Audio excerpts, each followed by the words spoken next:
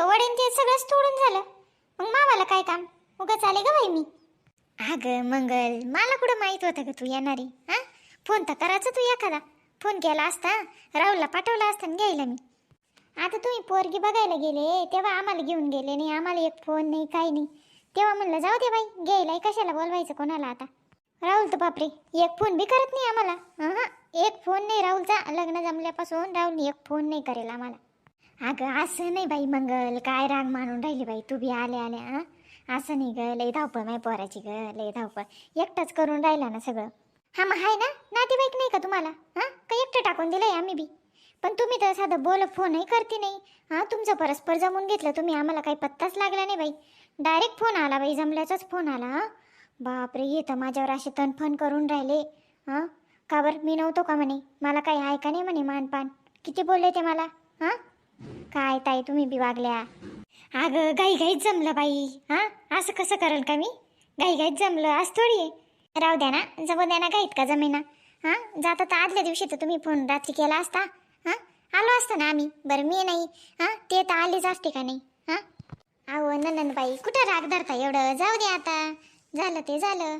अहो नाही ना, माझं काहीच नाही ना, पण ते मला किती बोलून राहिले. हा, तू आत्या असून तुला फोन केला का म्हणे त्यांनी एक?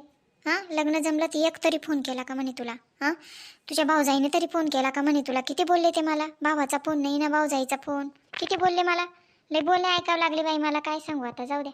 बरं बस शांत होय बस. आता का नाही चहा ठेवते मी, थांब बस. बरं तू हे कुठं गरमीचा चहा प्याता आता, राहू द्या नको तर चहा मला आता. बरं काय म्हणते मग पाहुणे, बरे आहे ना? आणि घेऊन यायचं होतं ना ग त्यांना बी, आली होती तर घेऊन यायचं होतं. बापरे, हा पायच ठेवणार नाही ते आता. भलता राग आले बाई त्यांना. एवढ्या मोठ्या गोष्टीला तुम्ही आम्हाला बोलवलं नाही म्हटल्यावर कसं काय येतील बरं ते? बाई मला बी येऊ देत नव्हते, पण मी म्हटलं नाही, माझ्या भावाच्या पोराचं लग्न आहे, मला जाणंच पडेल. काय काय नाही मला पाहू द्या.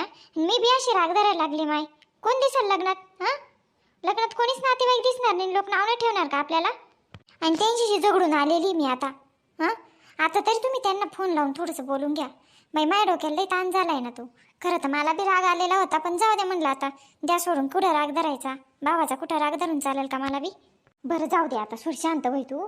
मी सांगते त्यांना, सांगते पाहुण्याला फोन करून द्या म्हणते, आणि राहुललाही सांगते, राहुलला सांगते भेटून ये म्हणाल. पण आवताई असं नाही ना. हा, तुम्ही पोरगी पाहायला गेले, तुम्ही एक फोन केला असता का बरं?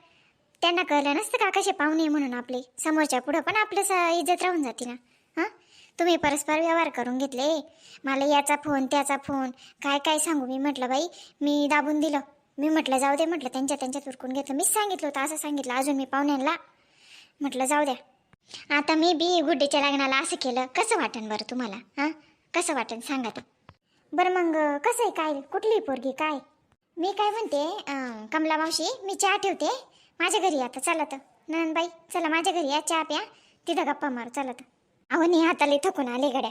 मी नाही येईन ना, अजून आहे 7-8 दिवस आहे. मी येईन, मी चहाला येईन ना.